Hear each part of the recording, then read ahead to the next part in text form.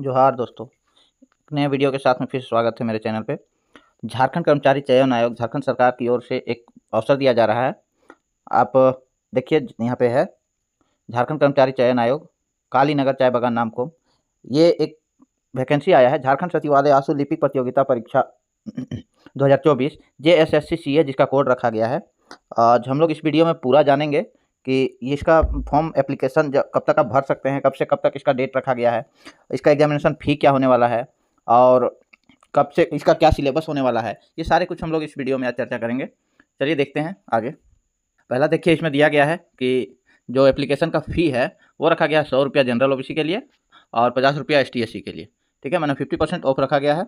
अब इसमें देखिए टोटल जो पोस्ट है, टोटल वैकेंसी है वो यहाँ पे दिया गया है। पदनाम देखिए आशु लिपिक, झारखंड सचिवालय आशु लिपिक सेवा, अनारक्षित यानी जनरल कैटेगरी के लिए 182 रखा गया है, महिला के लिए 9 और अनुसूचित जनजाति इसमें से 118 पोस्ट दिया गया है टोटल के लिए और 6 महिला के लिए। इसी में से 2 पद आदिम जनजाति के लिए रखा गया। आदिम जनजाति में कौन आते हैं? आदिम जनजाति आप जान ही रहे होंगे, झारखंड में टोटल 8 आदिम जनजाति है। उसमें से आप देखिए कौन कौन होता है। पहला होता है असुर, बिरहोर, बिरदिया, कोरवा, माल पहाड़िया, पहरिया, सौरिया पहाड़िया और सबर। ये 8 जनजाति जो है ये आदिम जनजाति कहलाते हैं। ठीक है, 8 आदिम जनजाति है। इस चीज़ को आप एक बार अच्छे से ध्यान दीजिएगा। उसी के लिए 2 सीट अलग से वैकेंट रखा गया है। अनुसूचित जाति जो कि SC में आते हैं 45 और महिला के लिए 2। अत्यंत पिछड़ा वर्ग अनुसूची 1 37 और महिला के लिए 2। और पिछड़ा वर्ग अनुसूचित देखिए, पिछड़ा वर्ग अनुसूची 2 में आते हैं जो उनके लिए है 27 वैकेंसी टोटल और 1 महिला के लिए। ये देखिए इसमें है जो आर्थिक रूप से कमज़ोर वर्ग के लोग हैं जिसको हम लोग बोलते हैं EWS उसके लिए वैकेंसी है 45 और महिला के लिए 2। टोटल आपका 454 वैकेंसी है और महिला के लिए 22 है। और खेल कूद अंधापन ये जो अलग से रिजर्वेशन होता है उसको PH भी कहते हैं हम लोग, फिजिकल हैंडीकैप, उसके लिए यहाँ पे है। आप देखिए सारे कुछ इरेज कर दे रहे हैं। ये देखिए खेल कूद कोटा के लिए 9, अंधापन और कम देखने वालों के लिए 5 और कम सुनने वालों के लिए 5 और देखिए बाकी सब यहाँ दिया गया है। अब आगे देखिए नेक्स्ट। हाँ, राष्ट्रीय रिकॉर्ड के लिए कोई भी एक रिकॉर्ड होना जरूरी है। ठीक है, अब इसका जो एज लिमिट है, एज लिमिट रखा गया है न्यूनतम 21 साल। देखिए अच्छे से देखिएगा, न्यूनतम 21 साल और अधिकतम सब अलग अलग रखा गया सबके लिए कैटेगरी वाइज। पहला जो जनरल OBC होता है उसके लिए 35 और EWS इसी में आता है। और अत्यंत पिछड़ा वर्ग जो OBC है, BC 1 और BC 2 पुरुष के लिए 37 और महिला और जो टोटल महिला है उसके लिए 38 और ST SC है महिला हो या पुरुष उसके लिए 40। कोई दिक्कत समझने में नहीं हुआ होगा, सबके लिए अलग अलग दिया गया है। फिर से एक बार हम लोग देख लेते हैं कि ये जो है आपका, फिर से एक बार देखिए कि जो जनरल है और EWS वर्ग के लोग हैं उसके लिए 35 ईयर्स और जो BC 1 या BC 2 में आते हैं उनके लिए 37 ईयर्स और जो जनरल और BC 1 BC 2 या आर्थिक कमजोर वर्ग के जो भी हैं वो उसमें महिला उसके लिए 38 वर्ष और अनुसूचित जनजाति यानी ST SC पुरुष हो या महिला उसके लिए 40 साल रखा गया है। पॉइंट में क्या कहता है उसको देखिए कि इसका जो पे लेवल होने वाला है, पे लेवल आपका 4 होने वाला है जिसका बेसिक होता है 25,500 से लेकर 81,100 तक। इसमें क्या ग्रेजुएशन क्या चाहिए क्वालिफिकेशन, तो किसी भी यूनिवर्सिटी से ग्रेजुएशन होना जरूरी है। अब इसका रेफरेंस डेट कब माना जाएगा, सर्टिफिकेट का वैल्यू आपका कब से कब तक का माना जाएगा। आप अंतिम तिथि जब आप फॉर्म आवेदन देने की अंतिम तिथि को इसका रेफरेंस डेट माना गया है, देखिए लिखा हुआ है। ठीक है, अब नेक्स्ट देखिए, नेक्स्ट खेलकूद के लिए अलग से रिजर्वेशन है, वो इस पॉइंट पे लिखा हुआ है। भारतीय ओलंपिक के लिए देखिए, भारतीय ओलंपिक के लिए 2य और 3य स्थान, झारखंड ओलंपिक संघ के लिए 1म स्थान और राष्ट्रीय रिकॉर्ड के लिए निःशक्तता कमजोर 40% कम से कम होना चाहिए। और जो एक सर्विसमैन होता है भूतपूर्व सैनिक उसके लिए अलग से 5 साल, देखिए इस पॉइंट पे लिखा हुआ है अलग से 5 साल छूट दिया गया है। अब आगे आते हैं हम लोग निःशक्त अभ्यर्थियों के लिए सुविधा क्या क्या है, जो कि PH कैंडिडेट हैं उनके लिए क्या क्या सुविधा दिया गया वहाँ ये हर एक पॉइंट को देखिए। 40% अथवा उससे अधिक निःशक्तता वाले अभ्यर्थियों के लिए शुल्क सब्सक्राइब की सुविधा दी गई है। ठीक है, और बाकी आगे देखिए इस पॉइंट को भी देखिए, इसमें क्या कहता है कि शुल्क की सुविधा मिलेगी जिनके प्रवेश पत्र में कैटेगरी आरक्षण वर्ग के पश्चात PH मुद्रित हो। देखिए ये भी पॉइंट बहुत इंपॉर्टेंट है, इसको एक बार बहुत अच्छे से देखिएगा। और नेक्स्ट को देखिए आप कि इसमें क्या कह रहा है कि सुविधा अनुमान्य कराई जाएगी। कौन सा जो निःशक्त अभ्यर्थी शुल्क सब्सक्राइब की व्यवस्था स्वयं कर सकते हैं अथवा उनके द्वारा शुल्क सब्सक्राइब की मांग करने पर संबंधित परीक्षा केंद्र में केंद्राधीक्षक जो कि सेंटर सुप्रिटेंडेंट कहलाता है, केंद्राधीक्षक को ही हम लोग बोलते हैं सेंटर सुप्रिटेंडेंट के द्वारा सुविधा अनुमान कराई जाएगी। ठीक है, ये हो गया आपका निःशक्त कैंडिडेट के लिए, ये सारे पॉइंट है, ये सारे पॉइंट निःशक्त कैंडिडेट के लिए दिया गया है। अब उसमें पात्रता क्या होनी चाहिए बैठने के लिए, वो भी यहाँ देखिए उम्र, ये वही चीज़ है जो कि एज लिमिट दिया गया है। शैक्षणिक योग्यता इसमें देखिए शैक्षणिक योग्यता, न्यूनतम अधिकतम उम्र सीमा, आरक्षण की कोटि, यही होता है पात्रता के अंतर्गत, वही आता है। आरक्षण, आरक्षण किनको मिलना चाहिए, वो चीज़ किनको दिया जा रहा है यहाँ पे, वो चीज़ इसमें लिखा हुआ है। आरक्षण, आरक्षण देखिए झारखंड वासियों को ही मिलेगा। आरक्षण के लिए आपको स्थानीय झारखंड का ही होना आवश्यक है, अन्यथा नहीं मिलेगा फिर आपको आरक्षण। आप देखिए कब से कब तक का बना होना चाहिए, 19/7/2019 से पूर्व अंचलाधिकारी तक के अगर निर्गत है तो मान्य नहीं होगा। उससे पहले मतलब 19 जुलाई 2019 से पहले अगर सीओ साहब का बना हुआ है तो वो नहीं चलेगा। और 2016 से पहले देखिए इस पॉइंट पे लिखा हुआ है, 2016 में किसी भी स्तर का बना हुआ है वो नहीं चलेगा। नेक्स्ट देखिए कहाँ तक का होना चाहिए, तो आपका कहीं भी चलेगा, लेकिन अंचलाधिकारी तक का भी चलेगा, लेकिन कब से, 19/7/2019 के बाद का बना होना चाहिए, तो आपका अंचलाधिकारी का भी चलेगा। ठीक है, आगे देखिए जाति प्रमाण पत्र, जाति प्रमाण पत्र का भी वही सीन है, उसमें भी वही चीज़ लिखा हुआ है। आगे देखिए इसका रेफरेंस डेट कब माना गया है, 20 फरवरी 2019, सॉरी 25 फरवरी 2019। आर्थिक रूप से कमज़ोर जो है उनके लिए यहाँ दिया गया है, उसके लिए एक फॉर्मेट दिया गया है, आप वो फॉर्मेट भर के जमा कीजिएगा तो आपको EWS की कैटेगरी के अंतर्गत लाया जाएगा। आप नेक्स्ट देखिए वही चीज़ है, EWS के लिए किसके पास का बना हुआ, कब तक सर्टिफिकेट होना चाहिए, तो 25 फरवरी 2019 का अंचलाधिकारी वाला होना चाहिए, उससे पहले का नहीं, उससे बाद का होना चाहिए। ठीक है, बाकी इन सारे पॉइंट को आप एक बार देखते जाइएगा। EWS कैंडिडेट के लिए है और OBC के लिए है, ST SC सब के लिए यहाँ पे जाति जो कब का होना चाहिए, स्थानीय कब का होना चाहिए, ये सारे कुछ इसी पॉइंट पे लिखा हुआ है। इसको भी आप बहुत अच्छे से एक बार देख लीजिएगा, क्योंकि आप पूरा फॉर्म को फुलफिल कीजिएगा, उससे पहले एक बार पढ़ लीजिए। और इसमें क्या होना चाहिए, इसमें लिखा हुआ है कि जाति प्रमाण पत्र या आय में संपत्ति प्रमाण पत्र जो पिता या पति के नाम या बर्तनी का स्पेलिंग मैट्रिक और इंटर में होगा वही होना चाहिए, इसमें अलग नहीं माना जाएगा। इस पॉइंट में वही लिखा हुआ है, पॉइंट नंबर ये देखिए। नेक्स्ट में ऑनलाइन भरने की पूरा प्रोसेस बताया गया है, ऑनलाइन आप कैसे बताइएगा, पॉइंट नंबर 10 में। और पॉइंट वाइज अलग अलग किया गया है। उससे पहले आपको देखिए लिखा गया है, फॉर्म आवेदन भरने से पूर्व फोटो और हस्ताक्षर की स्कैन कॉपी अपने साथ रखें, और इसका विवरणिका ध्यानपूर्वक पढ़ने बोल रहा है, तो वही चीज़ तो अभी बताया गया। अब आगे देखिए, आवेदन अपने आवेदक जो भी है वो अपना जो स्पेलिंग है वो मैट्रिक के आधार पर ही होना चाहिए।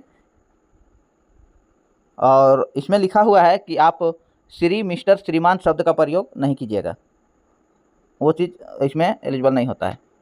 सर्टिफिकेट मैट्रिक वाला होना चाहिए, उसी के आधार पर सब भराएगा। ऑनलाइन फॉर्म भरने का जो प्रोसेस है वो देखिए पॉइंट नंबर 11 में बताया गया है। कैसे जाइएगा, तो आप इसका ऑफिशियल वेबसाइट जो होता है www.jssc.nic.in पे जाइएगा। उसमें जाके ये अभी स्टार्टिंग में मैं बताया कि कोड ये रखा गया है, JSSCE-2024 को रखा गया है, यही कोड मैंने अभी स्टार्टिंग में ही बताया था। और इसमें जाके आप अपना रजिस्ट्रेशन कर सकते हैं। इसके बाद में आप पासवर्ड क्रिएट करके मोबाइल नंबर पे OTP जाएगा, ईमेल पे OTP जाएगा, उसके बाद पासवर्ड क्रिएट करके आप सिक्योरली उसको रखिए। उसके बाद आगे 7 कंटिन्यू करते जाइए, लॉगिन करने के बाद भरते जाइए, फॉर्म को फिल करते जाइए और 7 कंटिन्यू करते जाइए। आगे अपना स्कैन किया हुआ फ़ोटो और सिग्नेचर को यहाँ अपलोड करने बोलेगा, करने के बाद उसको सबमिट कर दीजिएगा। ये सारे हो गया आपका रजिस्ट्रेशन कंप्लीट। उसके बाद आगे आइएगा, आप यहाँ डॉक्यूमेंट अपलोड करने बोलेगा, अगर तो कर दीजिएगा, और नहीं तो कंप्लीट हो जाएगा, आप अपना प्रिंट आउट ले लीजिएगा।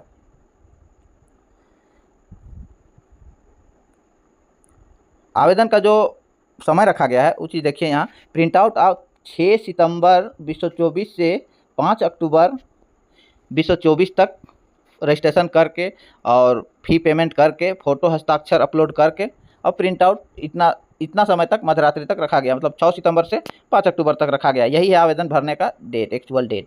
ठीक है, अब आगे देखते हैं इसको कैसे फॉर्म फिल करने के बाद पेमेंट कैसे करना है। पेमेंट यहाँ से देखिए, पेमेंट का ये प्रोसेस है, यही याद रखिएगा। JSSCE ये कोड है, ये मेन कोड है, इसे एकदम ध्यान में रखते हुए फॉर्म को फिल कीजिएगा।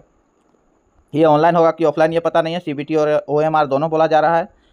अब आगे देखिए इसमें क्या क्या होना चाहिए, परीक्षा का स्वरूप क्या होना चाहिए। इसमें देखिए पहला चरण, दूसरा चरण ये लिखा हुआ है, पहला चरण दूसरा चरण। कौशल जांच होगा फर्स्ट ईयर में, फर्स्ट लेवल में, और सेकंड में होगा आपका रिटन एग्जामिनेशन। जिसमें पहला चरण जो है वो सिर्फ वो क्या रखा गया है, क्वालिफाइंग नेचर से, उसका जो मार्क है वो मेरिट में नहीं जोड़ा जाएगा। ठीक है, आप इसमें क्या क्या चीज़ है ये जान लीजिए। पहला चरण में, पहला चरण का सिलेबस देखिए यहाँ से है कि जांच कौशल के 2 पत्र होंगे। ठीक है, दोनों पत्रों की परीक्षा एक ही तिथि को ली जाएगी, अलग अलग समय में नहीं लिया जाएगा। पहला में क्या कहता है, पहला पत्र क्या है? पहला पत्र देखिए यहाँ लिखा हुआ है, इसमें हिंदी आशुलेखन की जांच परीक्षा ली जाएगी। आशुलेखन सबसे पहले क्या होता है ये आपको पता है? इसके बारे में चलिए वीडियो के अंत में बताएंगे। आशुलेखन क्या होता है और स्टेनोग्राफी किसको बोलते हैं, स्टेनोग्राफर किसको बोलते हैं, स्टेनोग्राफर पोस्ट क्या होता है, ये आशुलिपिक क्या होता है, इसके बारे में हम वीडियो का अंत में बताएंगे। अभी फिलहाल सिलेबस पे फोकस करते हैं। ये कहता है आशुलेखन की जाँच 500 शब्दों में 500 शब्दों को 50 शब्द प्रति मिनट की दर से, मतलब 500 शब्द टाइप करना है, ठीक है, 50 शब्द प्रति मिनट के 10 मिनट तक श्रुति लेखन दिया जाएगा। ठीक है, चलिए आगे बढ़ते हैं। द्वितीय पत्र में सेकंड पेपर में क्या कहता है? सेकंड पेपर में देखिए ये मेन होता है, सेकंड उसी में आपका जो पहला चरण है उसमें ये सेकंड पेपर है, पेपर 2 होता है, इसमें पेपर दूसरा है। इसका जो है MS वर्ड आप अगर जानते होंगे तो उसके बारे में पूछा जाएगा। MS एक्सेल से जोड़ घटाव करने बोला जाएगा। देखिए MS एक्सेल में फिर पाई चार्ट और बार चार्ट बनाने पूछा जाएगा, और MS एक्सेल में पावर पॉइंट और पावर पॉइंट प्रेजेंटेशन के लिए स्लाइड तैयार करने के लिए बोला जाएगा। ठीक है, ये हो गया आपका।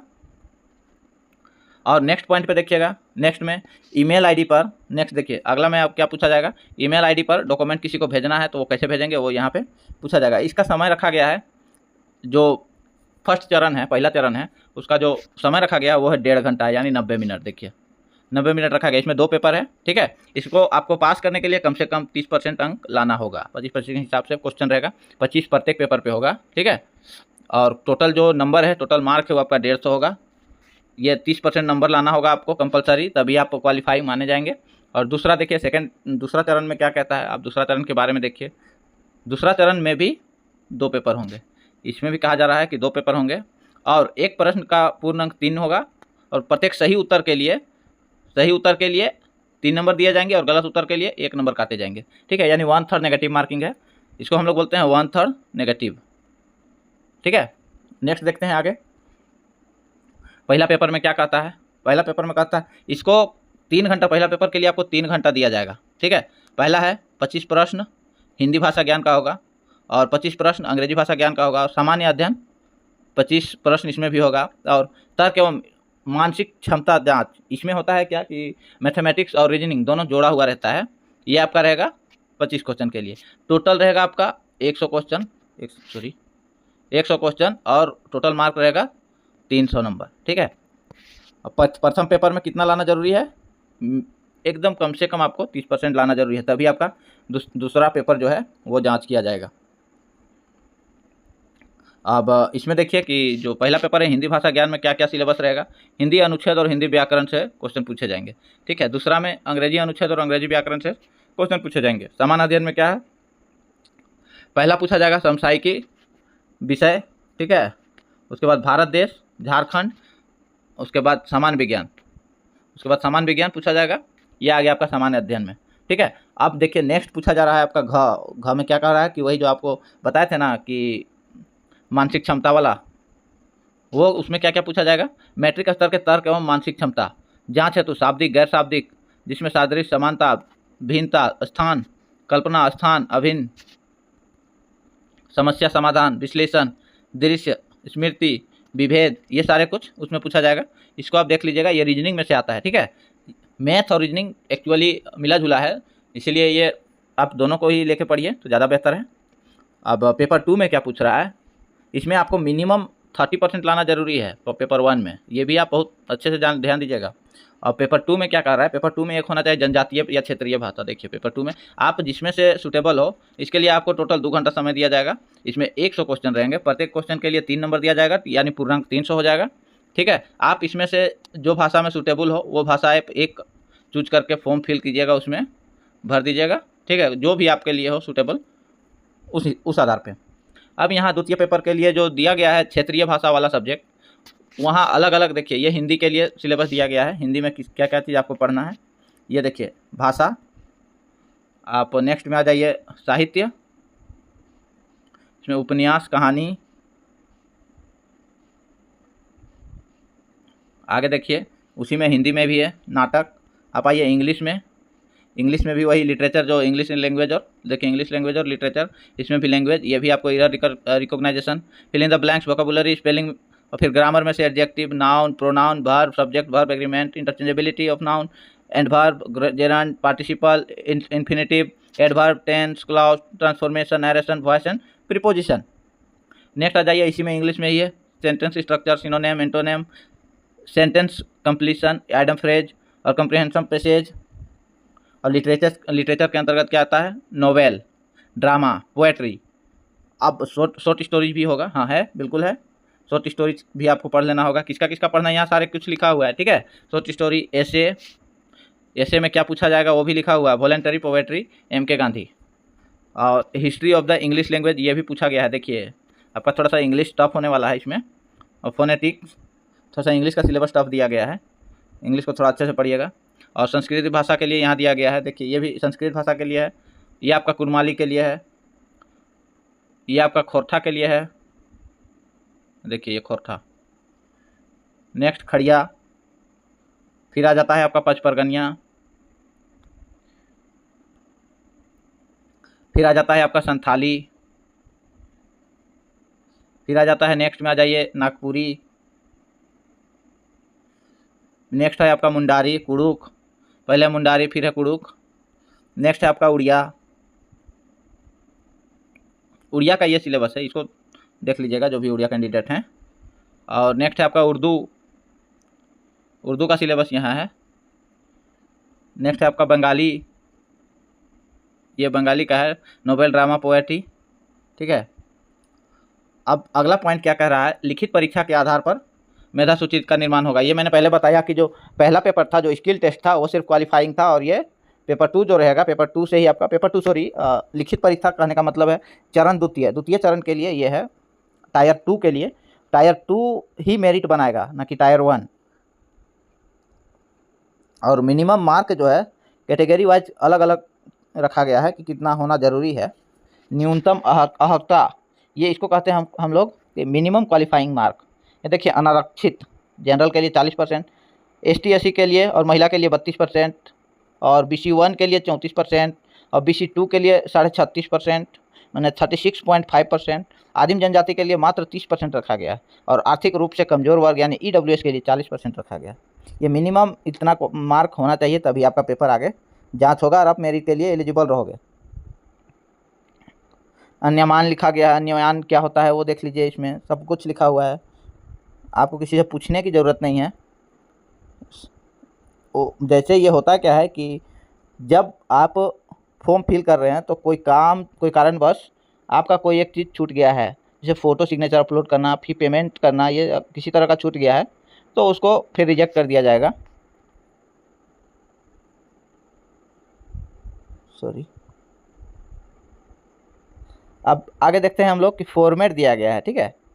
जाति प्रमाण पत्र के लिए ये फॉर्मेट दिया गया है, इस फॉर्मेट को ही भर के आप जब वेरिफिकेशन होगा, डॉक्यूमेंट वेरिफिकेशन, तो ये फॉर्मेट चलेगा, दूसरा फॉर्मेट नहीं चलेगा, ठीक है। और नेक्स्ट आ जाइए, ये OBC सर्टिफिकेट है, ये OBC का फॉर्मेट है, ये जो है ये OBC सर्टिफिकेट का फॉर्मेट है, ये भर के जाइएगा, तभी आपका वहाँ पे आप जाने के लायक रहिएगा, नहीं तो फिर आपको वहाँ से रिजेक्ट कर दिया जाएगा।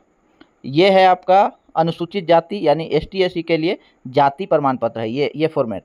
उसमें इससे पहले जो मैं बताया था, ये देखिए, ये जो था ये OBC जनरल के लिए, OBC BC 1 BC 2 के लिए था ये, ठीक है। और अभी उसके बाद जो मैंने बताया परिशिष्ट 3, ये है ST SC के लिए, ठीक है। नेक्स्ट आ जाइए, नेक्स्ट में क्या बोला जा रहा है कि ये क्रीमी लेयर यानी नॉन क्रीमी लेयर जो सर्टिफिकेट होता है BC 1 BC 2 के लिए, उसके लिए ये सर्टिफिकेट है, ये फॉर्मेट है, ये फॉर्मेट के अलावा दूसरा फॉर्मेट उसमें एलिजिबल नहीं होगा। और ये देखिए, ये उसका डिक्लेरेशन फॉर्म है, क्रीमी लेयर रहित, देखिए लिखा हुआ है ना क्रीमी लेयर, ये इसको हम लोग बोलते हैं नॉन क्रीमी लेयर, ठीक है। उसके लिए ये फॉर्मेट रखा गया है, ये घोषणा पत्र है, उसका घोषणा पत्र है, और फॉर्मेट जो है ये है, ये फॉर्मेट है, ठीक है। आप ध्यान दीजिएगा, ये फॉर्मेट है और ये डिक्लेरेशन है उसी का, नॉन क्रीमी लेयर का ये वाला फॉर्मेट डिक्लेरेशन है, ठीक है। नेक्स्ट है आपका जो EWS कैंडिडेट होगा, इकोनॉमिकली वीकर सेक्शन के अंतर्गत जो आते हैं, उसके लिए ये फॉर्मेट रखा गया है। आप नेक्स्ट देखिए, नेक्स्ट आपका आता है जाति के बाद स्थानीय, ये झारखंड का स्थानीय निवासी प्रमाण पत्र है, ये भी दिया है, देखिए दूसरा किसी जगह का यानी किसी दूसरे स्टेट का नहीं चलेगा। और ये है आपका अंचलाधिकारी का स्थानीय, ये भी है झारखंड का स्थानीय निवासी। और ये है अनुमंडल पदाधिकारी का, और अभी जो हमने बताया वो था अंचलाधिकारी का। ठीक है। नेक्स्ट में है जो पीएच कैंडिडेट है, फिजिकल हैंडीकैप कैंडिडेट है, उसके लिए निःशक्तता प्रमाण पत्र के लिए ये फॉर्मेट रखा गया है, परिशिष्ट 9। ठीक है। ये सारे कुछ आप जमा कीजिए, इसी फॉर्मेट में जमा होगा, दूसरा फॉर्मेट में आप दीजिएगा तो नहीं होगा। शुल्कलेख के लिए जो पीएच कैंडिडेट है उसके लिए शुल्कलेख वाला फॉर्मेट जो है उसके लिए ये रखा गया है। ठीक है। हाँ, तो जानते हैं हम लोग आशु लेखन। आशु लेखन क्या होता है? आशु लेखन, ठीक है, आशु लेखन कहने का मतलब होता है, इसको अगर आप ऐसे समझिएगा तो ये होता है शॉर्ट हैंड। शॉर्ट हैंड, ठीक है। अगर किसी भी चीज़ को आपको लिखना है तो आप ऐसे जनरली समझिए कि मैसेज को हम लोग कैसे लिखते हैं? MSG। ठीक है। ये आपका टोटल कहलाया मैसेज। ठीक ना। इसी तरह से जो शॉर्ट हैंडेड होता है उसी को हम लोग बोलते हैं आशु लेखन। इसी तरह से होता है कि आप कंट्रोल को CNRL लिखते हैं, ये हो गया कंट्रोल। आप इसको हम लोग अगर पूर्ण रूप में लिखेंगे तो कंट्रोल, ये लिखाया कंट्रोल। ठीक है। उसी तरह से जो शॉर्ट हैंडेड लिखने की कला है, ठीक है, चाहे वो हिंदी हो या इंग्लिश हो, उसे ही हम लोग क्या कहते हैं? उसे ही हम लोग बोलते हैं आशु लेखन। आशु लेखन। और इसे इंग्लिश में कहते हैं स्टेनोग्राफर। ग्राफी कहलाता है, स्टेनोग्राफी। ठीक है। और जो ये काम करता है उसको बोलते हैं हम लोग स्टेनोग्राफर। स्टेनोग्राफर। ठीक है। समझ में आ गया स्टेनोग्राफर क्या, आशु लेखन क्या है? आशु इसी का एक फॉर्म है जो कि आपको भरना है और यही काम करना है, स्टेनोग्राफी का ही काम करना है। शॉर्ट हैंड लिखने की कला को ही हम लोग आशु लेखन कहता है। सीधे जान लीजिए, किसी भी शब्द को शॉर्ट में लिखना, किसी भी शब्द को शॉर्ट में लिखना आशु लेखन कहलाता है। ठीक है। चाहे वो हिंदी हो या इंग्लिश हो, समझने में कोई दिक्कत? ठीक है। मिलते हैं नेक्स्ट वीडियो में। अगर वीडियो पसंद आए तो आप चैनल सब्सक्राइब करके और लाइक कर दीजिए। Thank you.